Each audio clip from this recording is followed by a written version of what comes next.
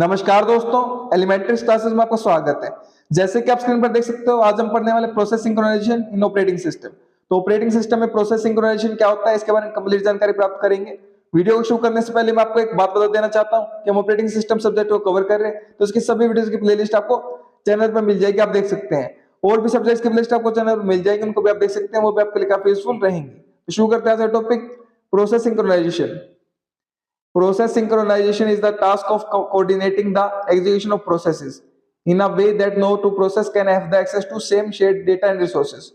तो process synchronization हमारा एक टास्क है कोऑर्डिनेट करने का, जो एग्जीक्यूशन ऑफ प्रोसेस है, जो हमारी प्रोसेसेस है, मल्टीपल जो हमारी प्रोसेसेस है जो एग्जीक्यूट हो रही है हमारी, ठीक है, उनको क्या करना, उनको कोऑर्डिनेट करना इस तरीके से कि दो प्रोसेस हमारी सेम जो हमारा डेटा शेयर डेटा है हमारा और रिसोर्सेज संसाधन है उनको एक्सेस ना करें, कि दो हमारी जो प्रोसेस है हमारी सेम डेटा या सेम रिसोर्सेज को एक्सेस ना करें। इस तरीके से जो हमारी प्रोसेस जो एग्जीक्यूशन ऑफ प्रोसेस हो रहा है उसको कोऑर्डिनेट करना, ठीक है, उसको इस तरीके से सामंजस्य बिठाना, इस तरीके से ऑर्गेनाइज करना, ठीक है। कोऑर्डिनेट का मतलब क्या है, हमारा सामंजस्य बिठाना, इस तरीके से ऑर्गेनाइज करना हमारा कि जो हमारी प्रोसेसेस हैं वो आपस में क्या करें, सेम शेयर डेटा को या सेम रिसोर्सेज को शेयर ना करें, ठीक है। क्लियर है बात? इसी को बोलते हैं process synchronisation. It is specially needed in multi process system when multiple processes are running together. तो इसका प्रोसेस सिंक्रोनाइजेशन का जरूरत हमारी स्पेसिफिकली विशेष तौर पर हमारी कहां पर होती है, मल्टी प्रोसेस में होती है, मल्टी प्रोसेस सिस्टम में होती है, जहां पर जो हमारी मल्टीपल प्रोसेसेस होती है हमारी एक साथ रन कर रही होती है, हमारी रनिंग टुगेदर, ठीक है। And more than one processes try to gain access to the same shared resource और data at the same time. और एक से ज्यादा हमारी जो प्रोसेसेस होती हैं वो क्या कर रही होती है, ट्राई कर रही होती हैं, प्रयास कर रही होती हैं एक्सेस प्राप्त करने का, पहुंच प्राप्त करने का, जो शेयर्ड रिसोर्सेज, शेयर्ड संसाधन है या फिर डेटा है एट द सेम टाइम। तो एक ही समय पर जो मल्टीपल प्रोसेसेस हमारी ट्राई प्रयास करती हैं रिसोर्सेज को प्राप्त करने की, ठीक है, तो उसी को उस जगह पर हम क्या करते हैं, प्रोसेस सिंक्रोनाइजेशन का इस्तेमाल करते हैं।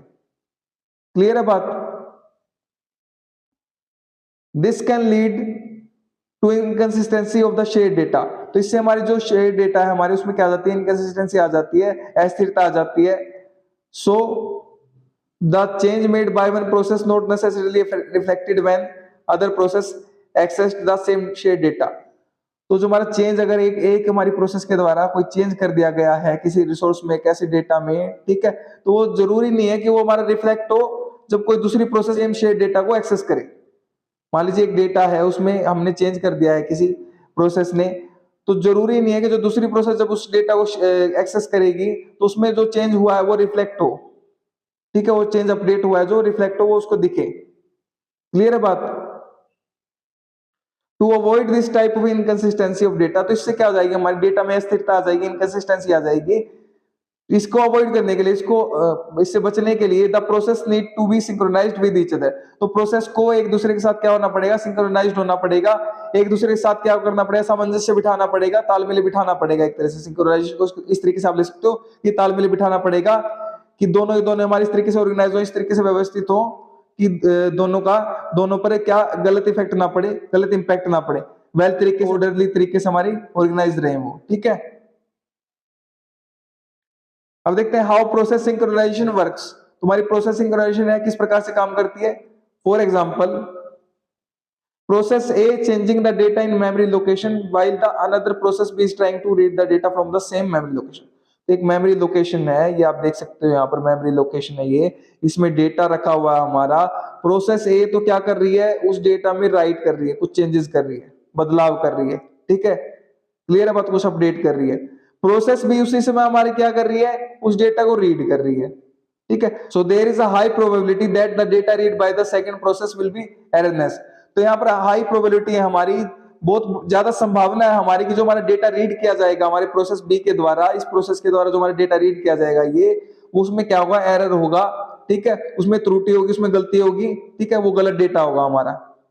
क्लियर है बात? तो इस तरीके से हमारा सिंक्रोनाइजेशन की हमें जरूरत पड़ती है, ठीक है। ये एग्जांपल दिखाया गया है कि किस प्रकार से अगर दो प्रोसेस हमारी एक समय पर हमारे डेटा को राइट कर रही है, एक रीड कर रही है, तो कैसे हमारा एरर आ सकता है, ठीक है। तो इसलिए सिंक्रोनाइजेशन की जरूरत होती है, नीड होती है, ताकि दोनों में तालमेल बना रहे, सामंजस्य बना रहे।